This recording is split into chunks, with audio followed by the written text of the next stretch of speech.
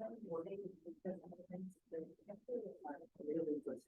you only doing charcuterie for Friday? That I'm long or trying to do in the order too? Not really. Oh, I can. Hi, everybody. Welcome. We're going to try and get started right on time. My name is Christopher Wertowski. I'm the grant writer at the Pottstown Area Health and Wellness Foundation. It's our pleasure to welcome you to our first ever information session about our grant cycle process. So I think y'all are in for a treat. We're hopeful you're in for a treat. Brought some nice Danishes and other dessert. Thank you to Grombies, Sheila, for helping us manage this process too. We're so grateful for the community college and its support as well for providing the space, this hybrid space. Quickly with our agenda, we have a pretty aggressive agenda, so we're just going to try and keep on time. Questions should be saved for the end for our Q&A portion. So just consider your parking lot for your questions. Write a note to yourself, and we'll have at least 20 or so minutes to answer your questions. Does anybody have any questions before I proceed for our live audience? Cool. And our virtual audience, how many we have, Jonathan? 47. Excellent. Well, welcome our 47 online. We have a hand raised, so we'll definitely be sure to keep going forward. It was my mistake to open up the questions after saying no questions. Without further ado, we'll pass it to Howard Brown, Senior Program Officer. Hey, good morning, everyone here in person and online. Welcome. I have the great opportunity to just introduce some folks that really make the magic happen here at the foundation. Our team. I'm the Senior Program Officer, been with the foundation for about 7 years now, born and raised in Pottstown. So it's really a pleasure to be able to serve this community where I grew up. But an incredible staff here also contributes to the day-to-day operations and supports you in your work. So here in the room today, we have John Robertson, our communications specialist.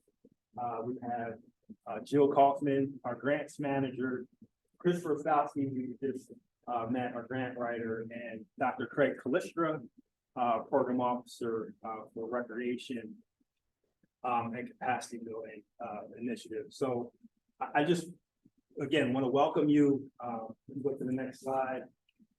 Our grant making framework has changed. So in the fall of 2021, we did roll out something called the results-based framework, but our mission and our purpose still do remain the same. So for those of you who are longtime partners, you understand that our mission is really to enhance the health and wellness of area residents. So we provide grants, but also a number of other resources, some of which you'll hear about today, and collaborate with programs that provide equitable access, inclusive opportunities for residents to adopt healthy lifestyles. We, really here at the foundation serve this 10-mile radius around the borough of Pottstown through your work to support residents to adopt and embrace a healthy lifestyle. So without further ado, I do want to introduce our good friend Ian Campbell from the Montgomery County Community College. He's the coordinator of admissions and recruitment. Been with the community college for about 7 years, but just joined us here at the Pottstown campus a short time ago. So welcome. Thank you for having me. Hi, I'm Ian Campbell. I'm here with the college. I am the coordinator of admissions and recruitment, and my apologies to all of you because my profile is not my best side. So I wanted to let you know that we are a college here in Pottstown. And that's first and foremost what we do. We educate people coming out of high school. My job is to bring people in from Pottstown High School, which I go to, they just got back into school. So I'm going to recruit people from over there. And we bring them here. We have a complete hub of classes that we can offer. From, we have students involved in the Rotaract Club. We have students involved in the theater club. We have a health and wellness center downstairs where students can come and make sure food insecurity needs are met and mental health needs are met. But of course, we offer classes here, and we offer classes of a wide variety. Several sections of our foundation health and life sciences classes we here, including several sections of biology and several sections of microbiology, leading students on to careers in either healthcare or other areas that might interest them later. But we are, of course, more than just a college. We are a hub for the community to reach people of all ages at all stages. We have students that come to us from elementary school. In the summer, we have our signature Pottstown H2YO camp where the kids get out on the river. We have our astronaut academy. And of course, when kids get into middle school, we have a very involved Challenger program just opening up on College Road over there. Our Challenger program brings kids in from all over the Pottstown area, but of course, all over Montgomery County. They just struck a deal with one of the larger school districts this year to bring all 13 elementary schools from the North Penn High School, North Penn School District here to the Challenger Center in Pottstown. So that's bringing people into Pottstown all the time. Of course, in high school, we're known our dual enrollment is which allows students to take classes both here in high school and of course get college credit for those classes, is largely based out of our Pottstown campus here. I was just talking to one of their officers down the hall there today. And of course, after college, we can offer a whole host of things, whether it be workforce development. Some people are looking for network and cybersecurity certificates. Other people want to learn a language. Lots of times people enroll in a French class, or our ASL class was American Sign Language, completely filled up. So much so that I had to say, please wait. I just want to say that we really enjoy being a vibrant part of this community. We have partnerships with community partners all the time, who either come here to do co-programming with her or simply use our gorgeous facilities as a place to hold a meeting.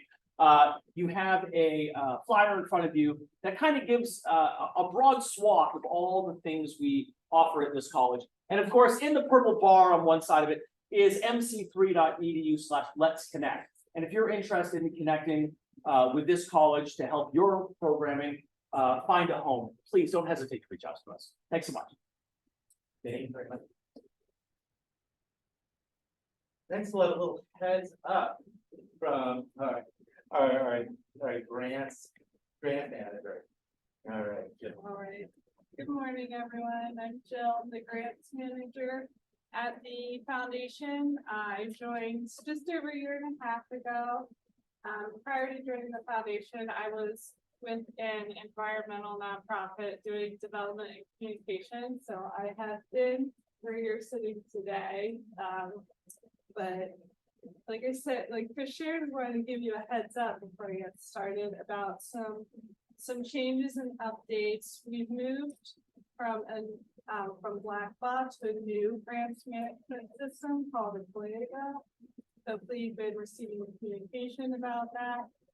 And we've also been making some updates to our website to make it a little more user friendly, have this web resources be a little more accessible to you. So make sure that you do check that out. This will be the login screen for the new system. Make sure you, when you're logging in for the first time, select register a new account first. I know some folks have tried to go ahead and just put in their email right away, but thank you, Chris, all returning and new applicants do need to register. So be sure you select that top link first. Here you can search and fill in your EIN number, so it'll kind of auto-populate some data for you. All right, so this is what the new landing page will look like. I actually think it takes you to the submissions tab, but to access the application, you want to select opportunities, and there you'll see they're listed by support type. And we've got some links there, which will take you to our results framework guide to help you determine if that is indeed the application that you are wanting to submit for support under.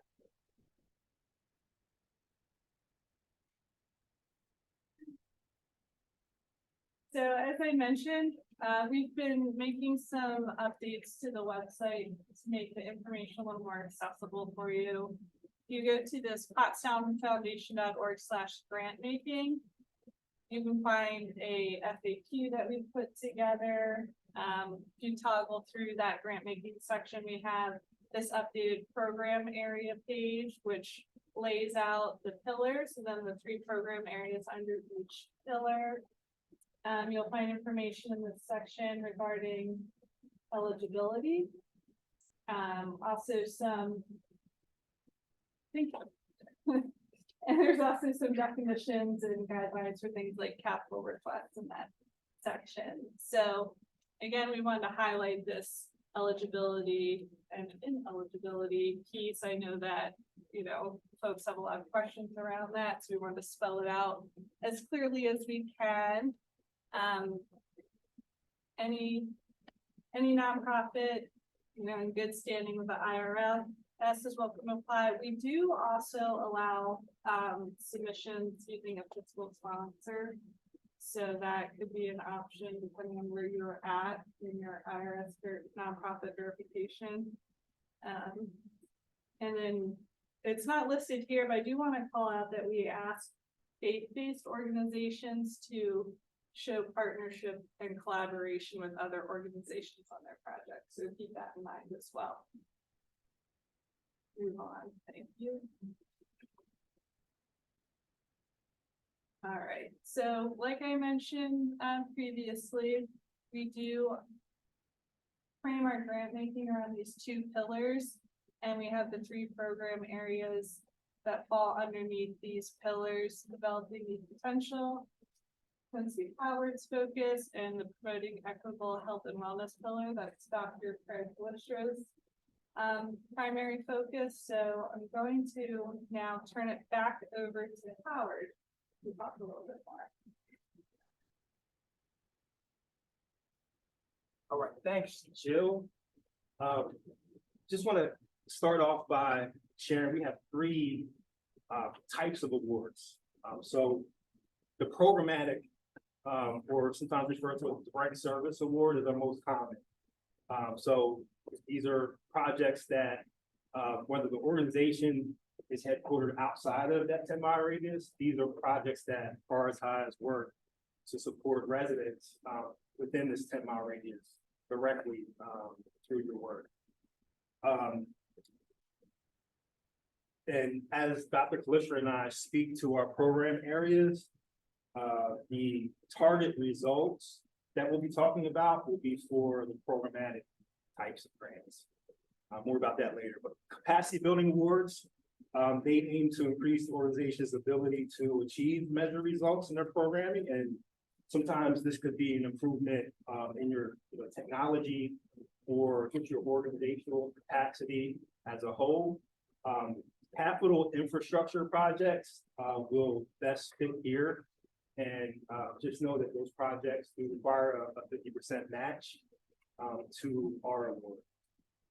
Lastly, and a new type of award that was established with the results framework is systems reform. So these are awards that affect or inform change on a macro level.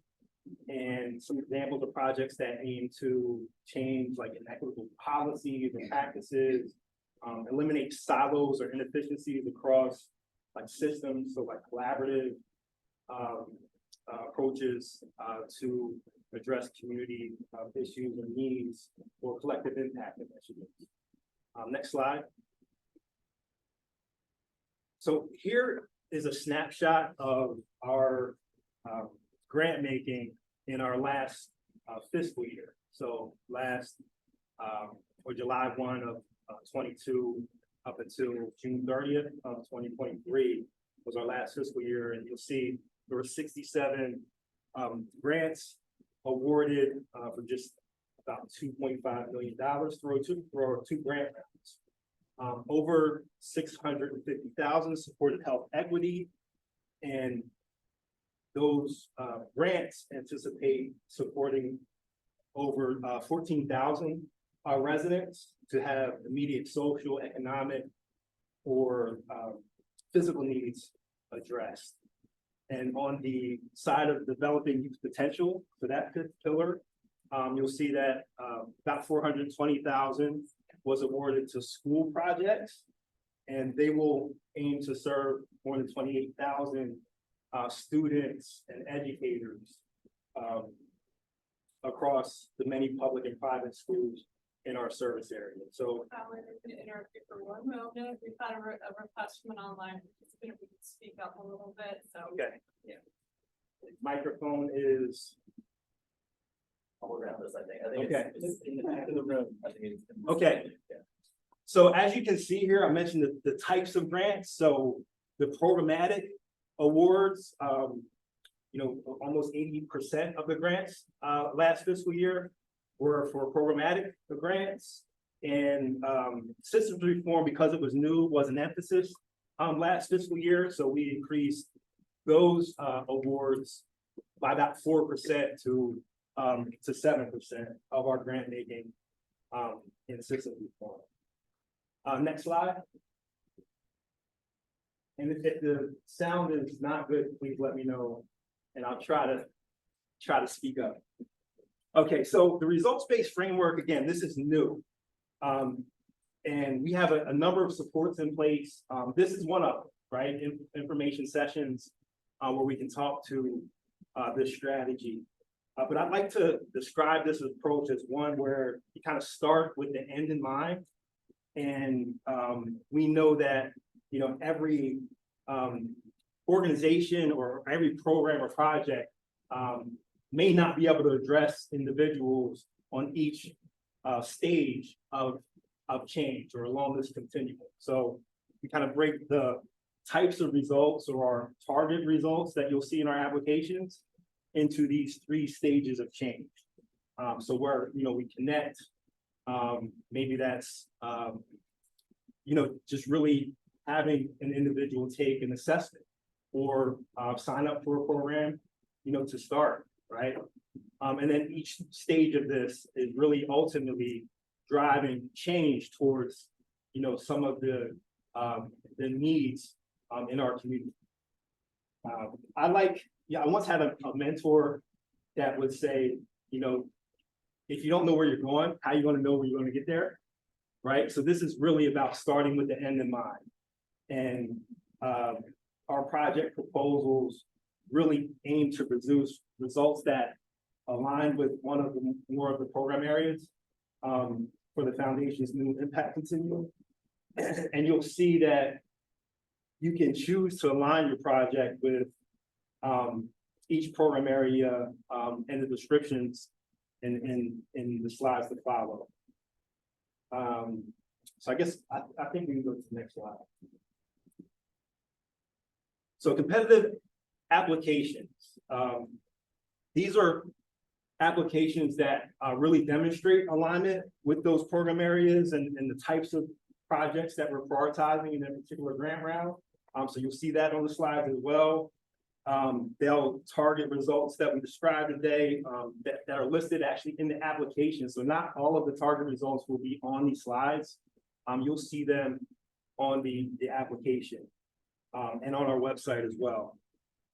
These are projects also that demonstrate support from other institutions, whether that's financial institutions or, as Jill mentioned, collaborative approaches with other organizations. So we want your wonderful work to be sustainable beyond our funding, and that's a way to really achieve that sustainability, diversifying the types of funding that you receive to support the projects. And lastly, projects that prioritize research-based models and evidence-based strategies to address the needs of individuals and communities we serve. Next slide. So there is a special emphasis on proposals within that, kind of competitive approach to projects. So as many of you know, the foundation produces a number of reports and studies, regular, assessments, quantitative, qualitative studies on the current state of the social determinants of health of the community and other community conditions. and projects that leverage this and other data. So, really reference that as you aim to, address some of these needs are of high priority. We also want to understand how you walk alongside the individuals that you are really aiming to serve. So how you're designing and implementing the projects with those who will be impacted the most by these projects are really important. And then just know that we have a scoring rubric that the grants team and ultimately our committee, grants impact committee, utilizes to kind of highlight some of these items as we assess grant proposals. Next slide. So the grant making pillar that I provide direct oversight for is developing youth potential. So this is a pillar in which we aim to ensure community youth are healthy, they're thriving now and in the future. And this slide depicts the 3 program areas. So developing youth potential has youth development, early childhood development, and school grants. And, really, we believe that investing in the children now will ultimately lead to a better tomorrow for our community. So I'm just going to kind of go through each one of these program areas. Go to the next slide. First program area is early childhood development, and that supports parents, it supports caregivers, and children ages 0 to 5. And the desired impact for this program area, so projects, should really be aiming to ensure that those children 0 to 5 are prepared cognitively, socially, and physically, and emotionally for being prepared and ready to enter school. So some of the types of programs are listed here, right? And one example is projects that support the implementation of curriculums that are proven to improve students' social emotional skills.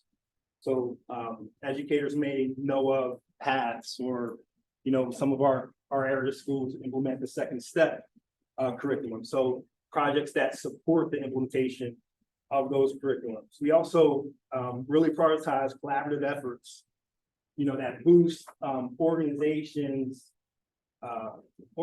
capacity to regularly assess or measure children's health and readiness to learn. So for some organizations, this is new, but you may, again, just kind of referencing my mentor, how do you, if you don't know where you're going, how are you going to know when you get there, right? So providing that pre and post assessment and having the tools and preparing your staff to do so are really important. So you'll see here that sometimes that pre and post assessment can, be demonstrated by, just really communicating that a child participates in that developmental screening for their health and cognition, either before, during, or after the delivery of the program. And we'll be sharing these slides. So you'll have all this information. There's a lot of text on these slides, and that's intentional. So you can go back and kind of reference it in the future. Next. Okay, so youth development, sometimes called youth preparedness in our language. And this is out of school time programs. So before, after school, sometimes summer programs. They seek to equip our community youth, especially those less served, with resources to be healthy, learning, and thriving now and in the future. So again, some project examples. One is mentorship. So research suggests that youth mentorship programs can have positive outcomes for young people in a variety of ways, in a variety of areas. So their educational outcomes, really their health and safety, and then their social and behavioral interactions can be improved by some of these types of programs. We also know that, if you can go back real quick, we also know that COVID exacerbated barriers to access to youth sports. So especially in under-resourced communities. So we're prioritizing programs that remove those barriers so that you can experience sports and regular physical activity, because we know that not only improves physical health, but when you can demonstrate improvements, they can also be better cognitively and socially. And then last, I think these are cues that I'm taking too long on the slide. So the last slide here is career exploration. Just want to highlight that. So, helping youth gain access to work experiences or developing leadership skills, adopting entrepreneurial concepts. These are also prioritized. And I've really recently appreciated increases in the proposals that integrate paid youth experiences through internships in the delivery of programming and the achievement of results. Also know that in a later slide, we'll be talking about some of the other resources that the foundation provides to support organizations. One of those is a tool called Hello Insight.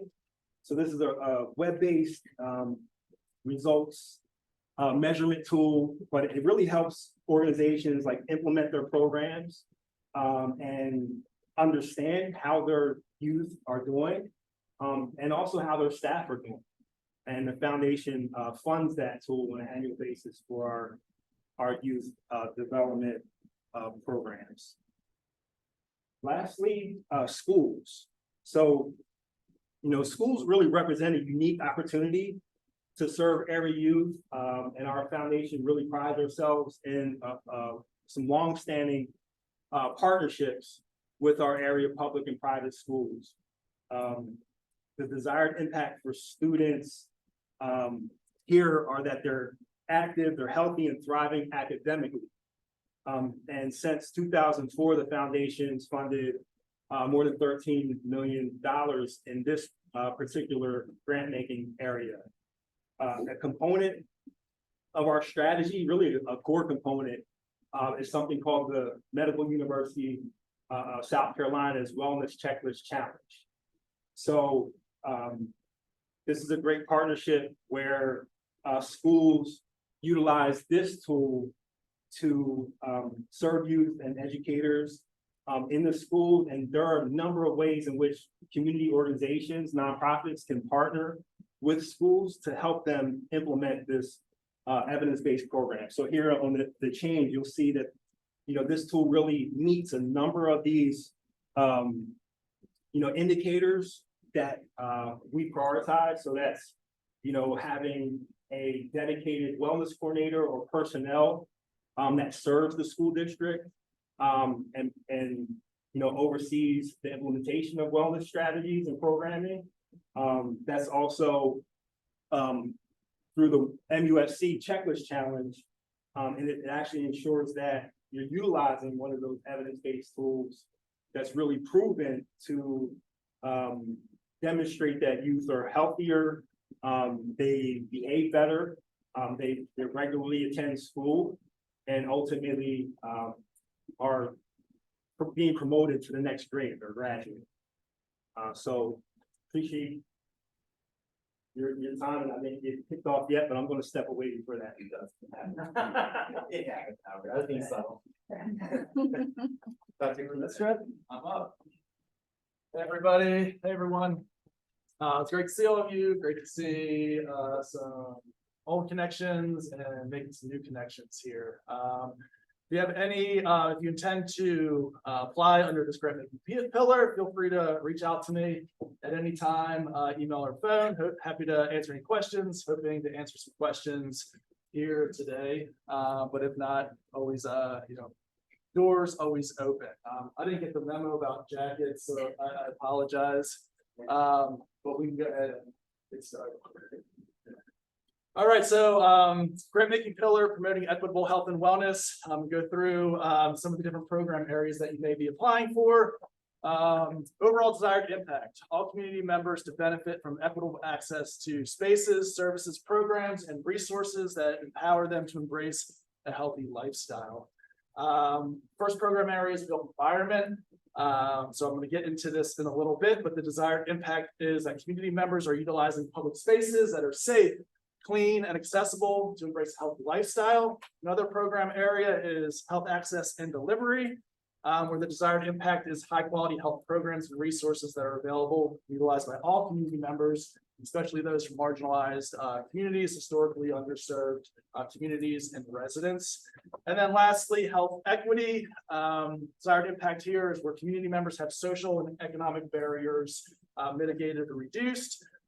So the health access and delivery is more related to healthcare services, where the health equity is more broader. And again, I'll get into that in 1 second. So first, we're going to focus on built environment.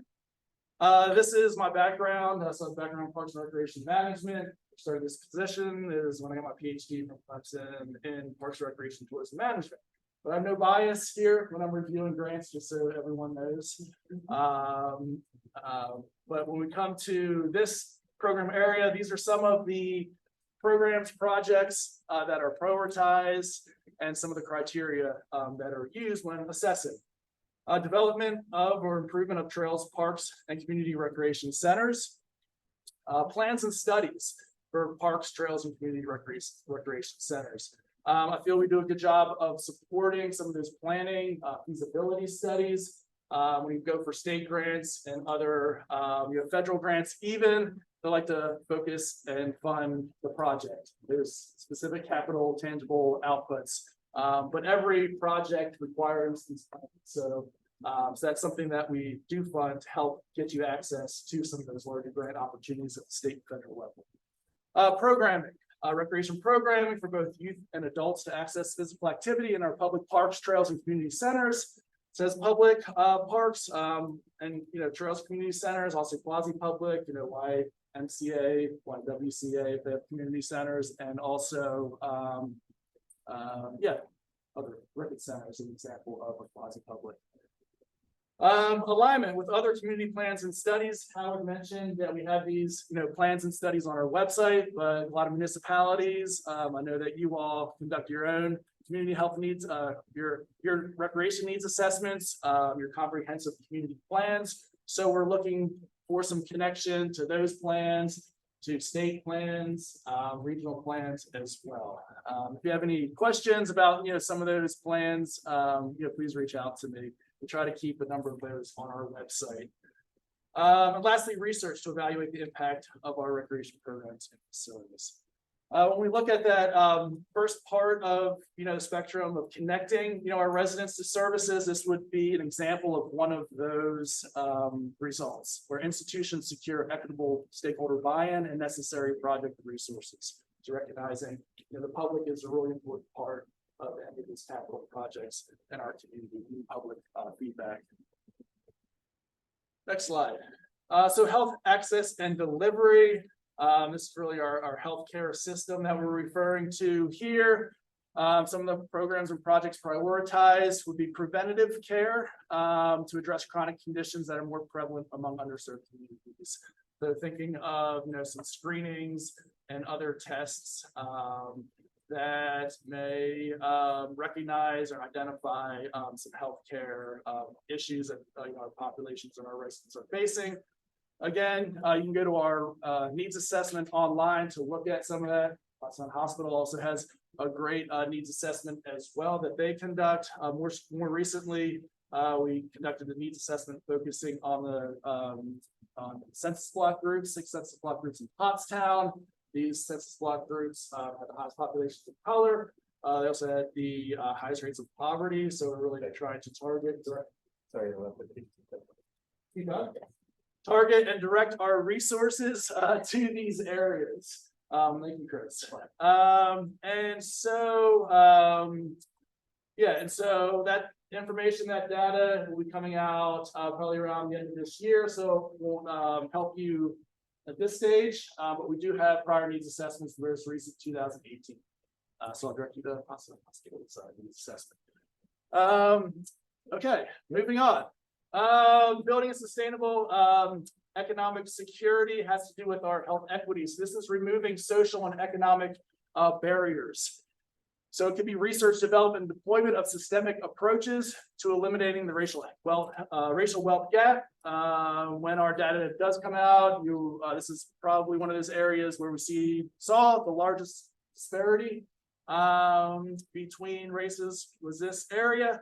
Approaches that support acquiring skills necessary to meet current and future labor markets. So thinking workforce development opportunities here, eliminating those barriers to full-time employment, and looking to support generational wealth through residents' ability to own homes and build generational wealth. So economic security, think about workforce development, and then also our food system sustainability would fit here. So both addressing immediate needs, food needs, but also thinking long-term and looking at the food system. How do we address all aspects of the food system, from production to distribution to preparation and consumption? So looking at that holistic approach. Next slide. This is relatively new for us, with increasing civic engagement. We know this has been declining for a number of decades, and we all recognize the need for public input in our decision making. So this is an opportunity here to apply for funding that could support this effort and help support social cohesion, social capital, and really elevate community voice and help hear the voice of those that are most impacted by the decisions that are being made in our community. Results for change here would be confirm regular consumption of the recommended CDC standards. You can go to the next slide. Yeah. All right, I move to Jill.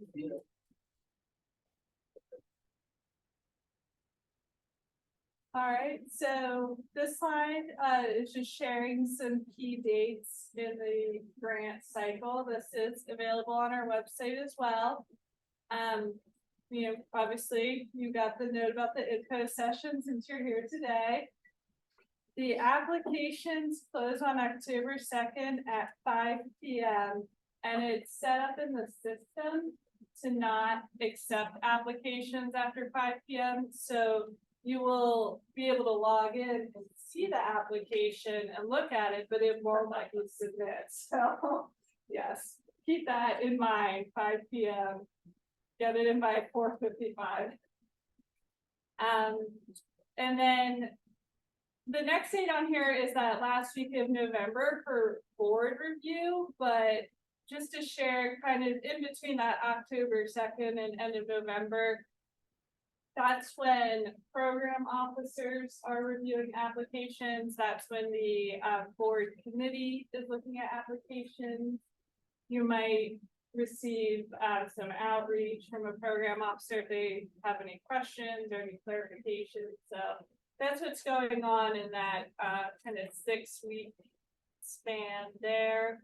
You would be awarded, your grant.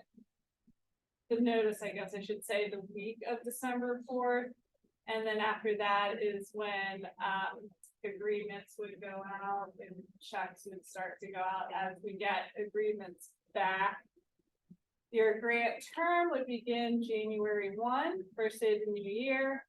Come July, that's interim report period, which you may know we have moved away from a written interim report. We do group listening sessions so we can get folks together. You can share with us how things are going, any challenges, updates, things of that nature. But do keep in mind, even though that's a more informal setting, we do want to hear how you're doing on the results that you shared in your application. So just kind of keep that in mind. And your final report is 30 days after the project ends. Most folks are on a 12-month grant cycle, so that'd be January 31st of 2025. But there are some 24-month grants and things like that, but, generally, like I said, just keep in mind that 30 days after your project ends. Okay. One thing that we did want to highlight for you is when you enter the application, which you may recall you've selected by support type, you will be selecting your pillar and program area. Now, if you've applied with us in the past, you did do that in the LOI stage. But as we got rid of the LOI, it's now in the application. And the reason I'm highlighting this is because I want you to be aware that what you select here kind of impacts the rest of the questions you see. So it'll route you based on your answer here. If you selected the capacity building or systems reform application, it'll be the same thing based on the type of capacity or system. It'll route you to specific questions. So just be mindful of the program area you select. All right. So as you work through the application, we're going to ask you for a lot of information. So just, do your best to be consistent with that information that you're inputting. Next one. Thanks. This here is an example of some results questions for the health equity direct services application. So just to this should look pretty familiar if you're a returning applicant in the direct services support type. So like I said, we still have the instructions at the top. Make sure to read through that and then enter the results. Now, we understand, right, that there are a lot of results that you could fill in information for, but not every project is going to meet all those results. So more doesn't necessarily mean better. Be realistic, please, with your projects and the results and the work plans and things of that nature. So move on. So same thing here with your project delivery and work plan. This is for you to share with us kind of those key steps you're going to take throughout the project period. So any, key milestones, maybe 3 months in, 6 months in, and then 12 months in. This is your place to tell us how you're going to get to where you would like to be. All right, and then the budget page, I wanted to make sure that I highlighted this direct expenses portion. And you can see there is a little instructional line underneath the direct expenses words here, but just to share and highlight with you that this is for you to share with us how you plan to use the requested funds from the foundation. So this is your entire project budget. This is just the foundation funds, and that's the information that we're looking to capture here.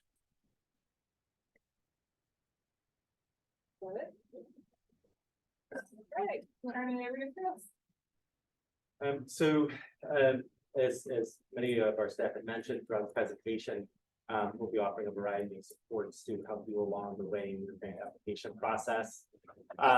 Jill Kaufman, our grants manager, will be your key point of contact for that application, in particular with the technical side of it, as in like IT side of it, any troubleshooting.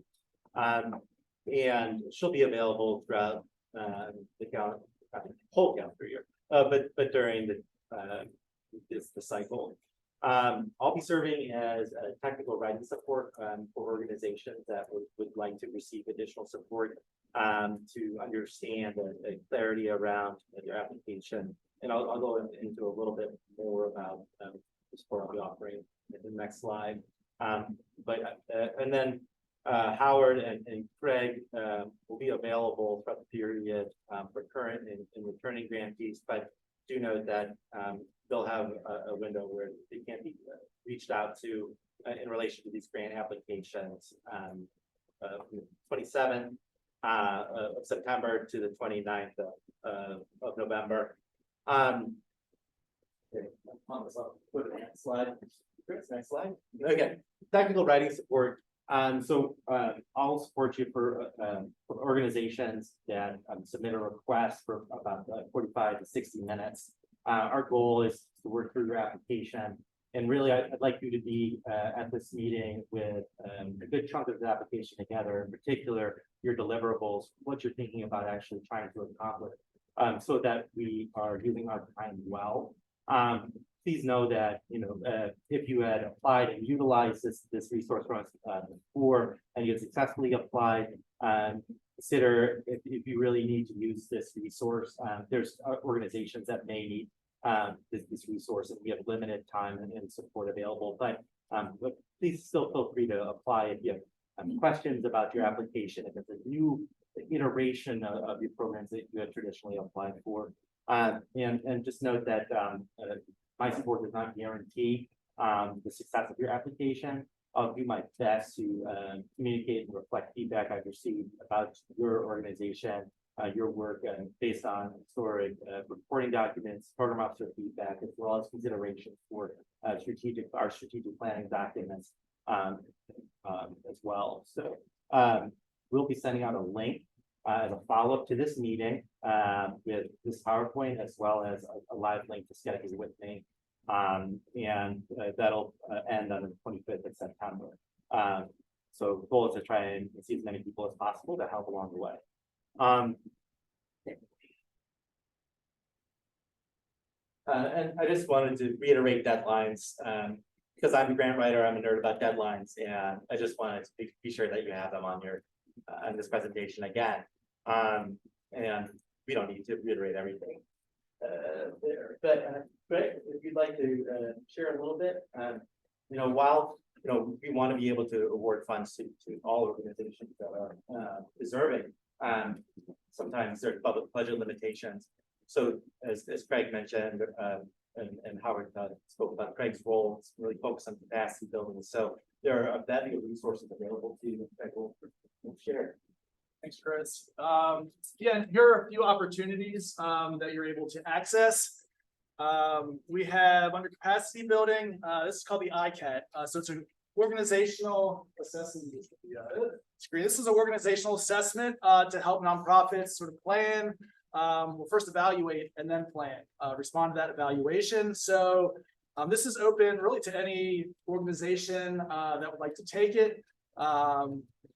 Basically, a couple board members will take this assessment, and then you'll get a report on, your assessment of different capacities, resource generating, leadership, strategic planning, all those important capacities of a nonprofit organization. Hello Insight, as Howard mentioned, this is specific to youth development organizations. And it does pre and post test of youth participating in your programs. Just provides great information to then help you, plan and respond to some of the results. And it looks at different social emotional learning capacities, again, for youth. LaSalle Nonprofit Center, we've been partnering with LaSalle Nonprofit Center for I think over 15 or so years. They've been delivering workshops, learning sessions, learning circles on a specific topic such as fundraising. It might be specific to executive directors or just a whole bunch of different topics. And so these opportunities will be shared in the coming months. You'll be able to go to access our website and just apply for some of these different opportunities. Catch a Fire is a new opportunity where it matches, and I think I'm doing that because I think it's a touch screen. Where it matches skilled professional volunteers with nonprofits to help them increase their capacity, and so they can apply for projects to be, say, a website audit. It could be help with strategic planning. It can be just a number of financial policy to help your nonprofit. So some of these are limited to just a few organizations, but others like the ICAT are open to many organizations. And just a few collaboratives. I think this is a good opportunity to network, to learn and collaborate on different projects. As was mentioned, collaboration, partnerships are a big part of our application review. So here's some opportunities, here's one dedicated to parks, the Pottstown Area Regional Recreation Committee. This is a group that meets monthly. This committee is very structured and limited, but there is anyone from the public can join to learn about regional recreation opportunities. School collaborative, as Howard has mentioned. Pottstown Area Food Collaborative is a relatively new collaborative. It's really formed out of COVID when we're trying to identify gaps in food services to help those in greatest need. We'll continue to meet and discuss ways to collaborate and really look at the system, the food system, and address some of those needs and opportunities. And then for health-related organizations, there's the Tri-County Health Council as well. It's a collaborative of different healthcare agencies in the Pottstown area. Lastly, Pottstown Play Streets. This is a new opportunity that Chris has spearheaded and is leading. And these are different opportunities during the summer. They are set up different locations throughout Pottstown for organizations to set up their tables and connect with residents in a fun, exciting, just engaging way. So it's been really successful the last 2 years to really connect in the communities of those that we are most trying to serve. Next. Wonderful. We've reached our Q&A portion on time in our agenda. So thank you for everybody for your patience throughout the process. Craig will be facilitating your Q&A. Get back out front there, Brent. Craig also does a really wonderful job at our interim reporting sessions as kind of the MC of that. And it's a very welcoming environment. And I thought it'd be perfect for this Q&A session. Thank you, Chris. Saw some hands raised. I think we'll switch back and forth between virtual and in person, but we can start virtual. And Denise, I saw your hand raised earlier. And Denise, before you keep going, if you could speak like you're shouting at me. You got it. Yes, Chris. Okay, thank you. Is this better? It's fine. Craig, just reiterate the question. I was wondering, if somebody falls under both pillars, so the youth pillar and maybe the health pillar, just based on the collaborations that they're looking at doing, how do we do that? Is that 2 grant applications? Because my question came up when you were showing like you have to pick a certain bucket to fall into, or it might be overzealous. Right. So the question for a virtual audience, if you're unable to hear, is that what if an application falls in 2 different pillars? Is that 2 separate applications, or how to navigate any project or program that may transcend different pillars? Yeah, I can speak to that. So I think it's very possible that your projects could align with like different award types and also program areas, right? So that's kind of going back to, just my recommendation is to start with the end in mind, because I think if you look through the application and you look at the results, I think that will provide some clarity as to, okay, what is my project ultimately trying to accomplish? So, and just to, I guess, further answer the question, it does require you to choose one, right? So that's the way to kind of assess where you ultimately can land. And, we moved away from maybe requesting budgets where each line item kind of dictates how you utilize the funding, to more align our work with the ultimate results of the project. So there are times where some of your work may go hand in hand with 2 different program areas or other project or pillars, but ultimately the project results should be where you try to align and work with. We're going to do a virtual question and then head over here. And then if you can also say your name and organization before you ask the question, that'd be great too, so we can connect. Yeah. Got a question from Natalie, because kind of goes along with what we were just speaking to. Are you able to select the pillar program area and review questions to help you make the best choice for your project? Or once you make the selection, are you locked in?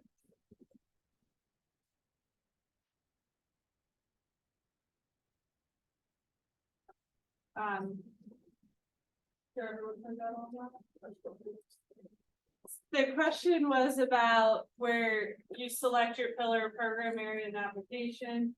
And like I said, it routes you then to a certain set of questions. Can you go back and change it, or are you locked in? So no, you're not locked in. You could go back and change it.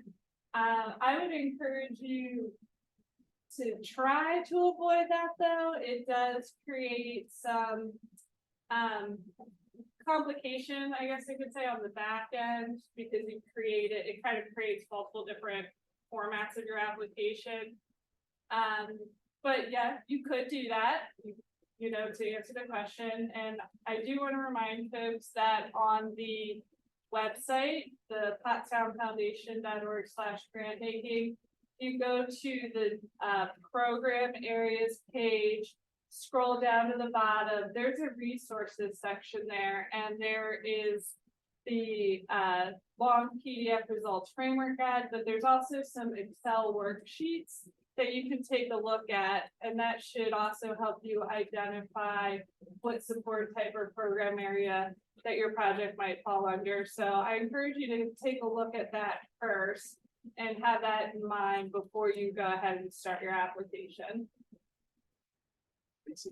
Hello, I might be loud enough for people online to hear. My name is Casey, I'm at Pottstown Hospital. My question was around the data and outcomes section. Can you only utilize outcomes that are already listed, or can we generate our own? So the question was about outcomes and, you know, can we only utilize those outcomes that are in the application, or can we utilize our own outcomes as well? And I'll clarify, for example, related to health, we have an emergency room. Pretty sure no one else in this room does. So like reduction in ED utilization is a really great health outcome that I would love to include, but may not be listed in there. But it could be, I haven't looked at it, but just as an example. Just when I thought I had all applications memorized, now thinking I don't. So what I'm thinking, that question wouldn't necessarily fall on that page I shared. Those results are just questions where you put a number in, but to share something like that on the page, I want to say previously, I think there is a section where you could kind of share that additional work, but the results specific page is just inputting numbers. Yeah. John, do we have another online question? We do. This is specifically related to park upgrades. For park upgrade is a resolution from the board of supervisors needed and or a sketch plan. What from the board there? Yeah, that's a great question. There is a spot for letters of support in the application, so that's always helpful to see. So I would recommend including that letter of support. And then in terms of the sketch plan, we don't. There's no requirements about having a sketch plan, but those supporting materials again are always appreciated if you do have those sketch plans or any other concept plan. Question. The monies that are coming into would they cover creation of a pool? Since your parts of recreation, would they cover creation of a pool? And if so, would that encourage like multiple organizations to come together and drive something like that? Yeah, so the question was about the creation of a pool, and then would that fit into the built environment program area?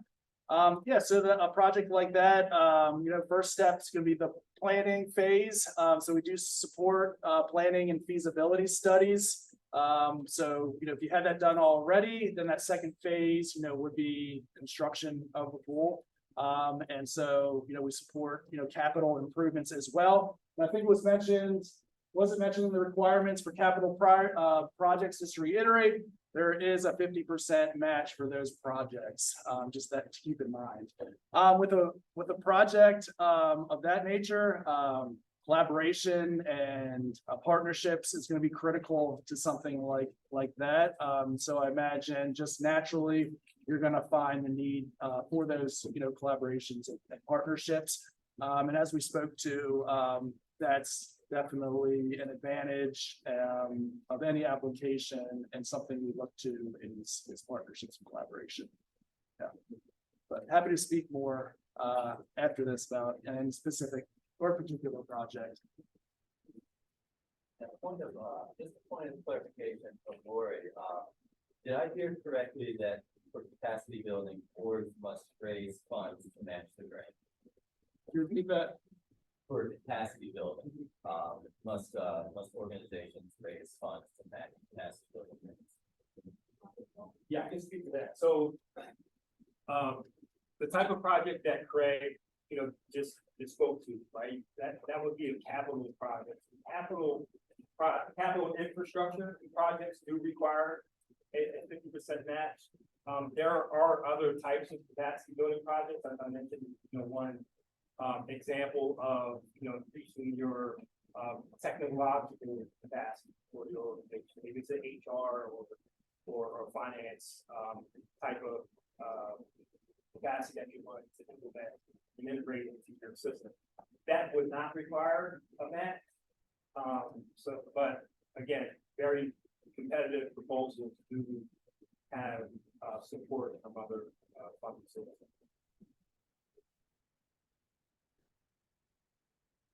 Any other questions in person?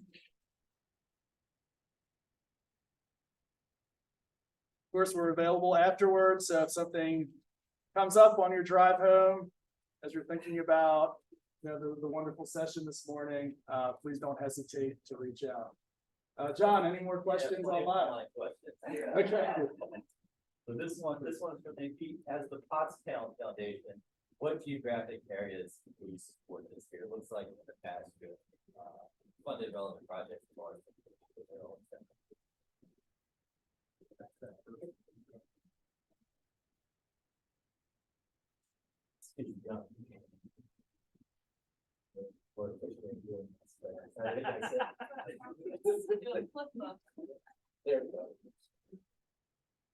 All right, so this here is our geographic focus. And on the application, you'll actually see a drop down of the zip codes in which we provide support. So again, the organization does not need to be headquartered within this geographic area. However, the project does need to prioritize serving residents in this area. So there are, again, supports in the application as well as on our website, I believe, where you can see the specific info that was served.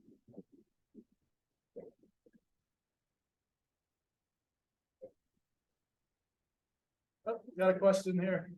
In the past, it can be kind of tricky to apportion number of people served to all of the codes or like sub zones.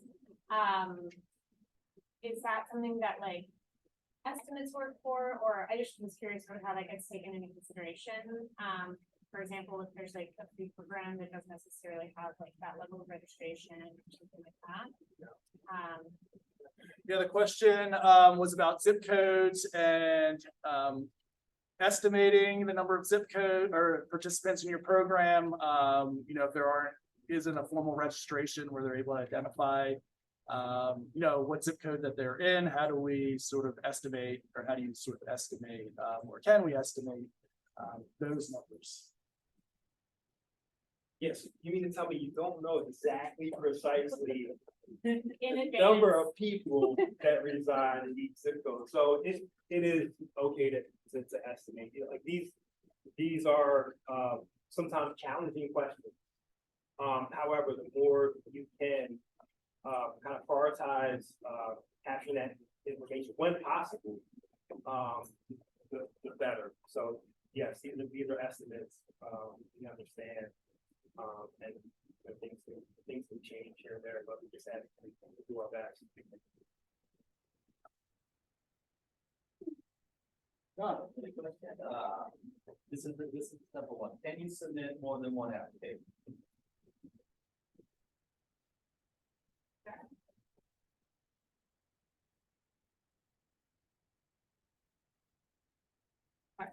So the question was, can you submit more than one application? You can. We have certainly had organizations do that. We would, if you do, we prefer it to be for two separate support types or very distinct projects. We don't strictly say yes or no, but again, you're really encouraged. I would say to do one, or make sure, like I said, it's two very separate, distinct projects you're applying for support for. Anything else online? Any? Yeah, could you tell us about multi-year grants, whether that's common, if there are other considerations there? The question was about multi-year grants. I would just share that it is, not very common. However, for our longtime partners, where we supported a project year after year, that would be taken into consideration. We are constrained by our budget, so the more, you know, applications we receive, competitive applications, the less, funds we have in the first fiscal, you know, single fiscal year. So that's the challenge. But multi-year grants, are considered, and, there have been times where they've been proposed, but at the time of the award, acknowledgement, that communication is that, you know, support, you know, portion, you know, the multi-year. So it's a good year. Follow-up question? If there's a program we're offering in the fall, is like a sort of reimbursement budget an option, or should we just focus on like next year's fall program for this application? If the activity falls outside of the grant year after January 1st. So you're just asking if there's a retroactive opportunity? Yeah. No, I would primarily suggest, requesting funds for projects that will happen in the future versus what have occurred.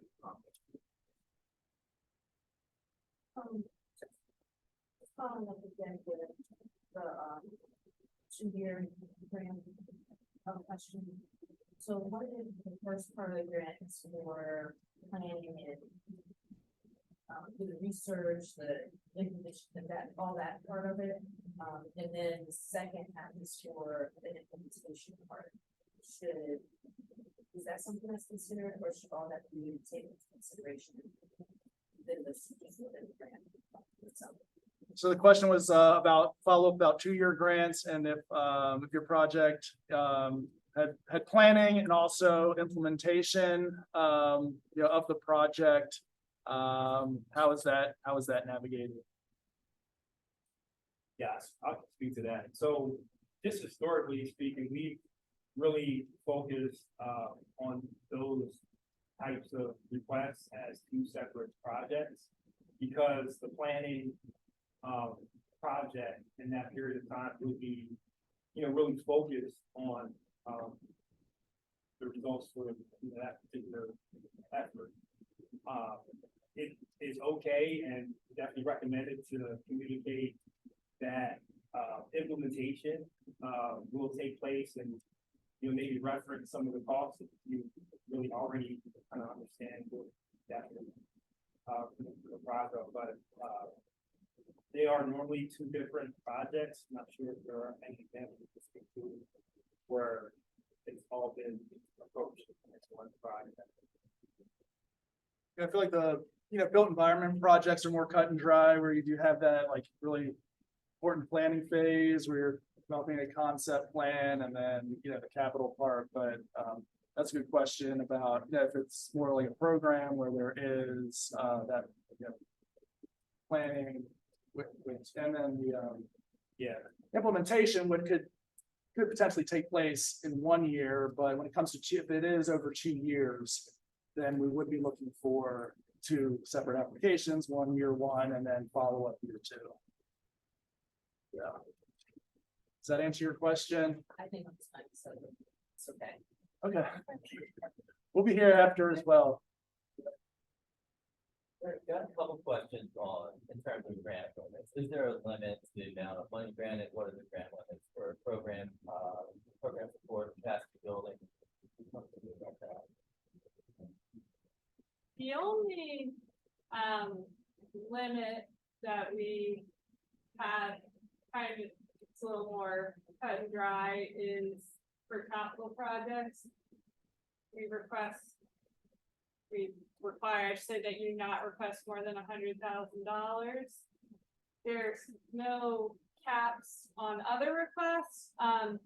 Just for your general information, the majority of our grant making does fall in between the amounts of $10,000 and $50,000. Not saying that's what you need to request, and just sharing that's kind of our general grant size. If that helps you formulate your budget and application. There was one follow-up question. On limits, are there limits for first time applicants? There are not. There are not.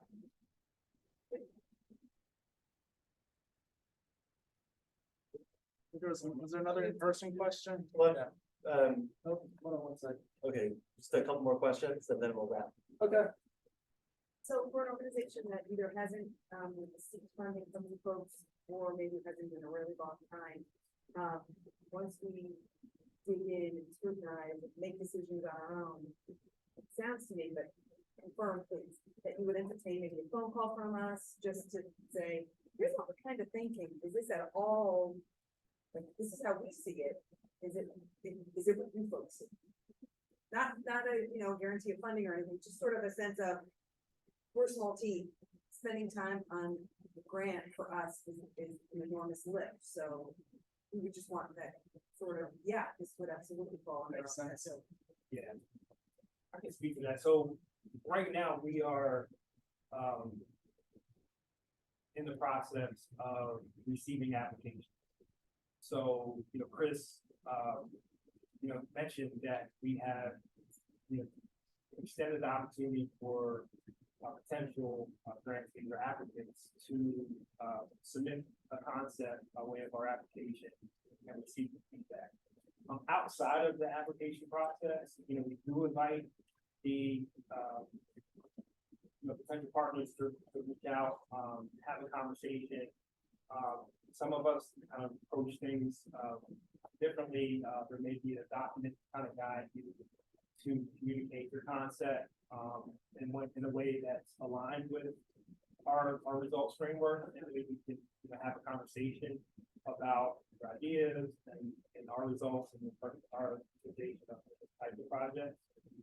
So it really kind of depends where you're at and the timing of the outreach request. But yeah, we do welcome that conversation. Definitely don't place the president. You have one more online? All right. So from Lori, the direct service application uses specific language of existing programs. So I assume that new startup programs would then fall under passive.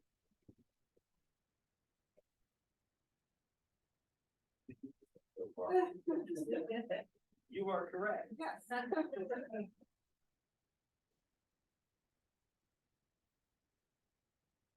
Anything else from you have somebody in the back?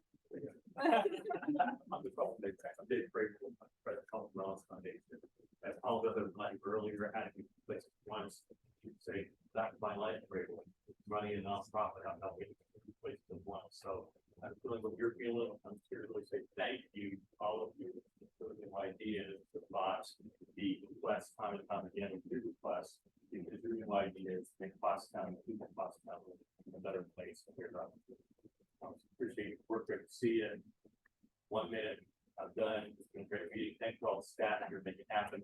I just show up and say thank you. They make all the work happen, so thank you. All right, that ended up having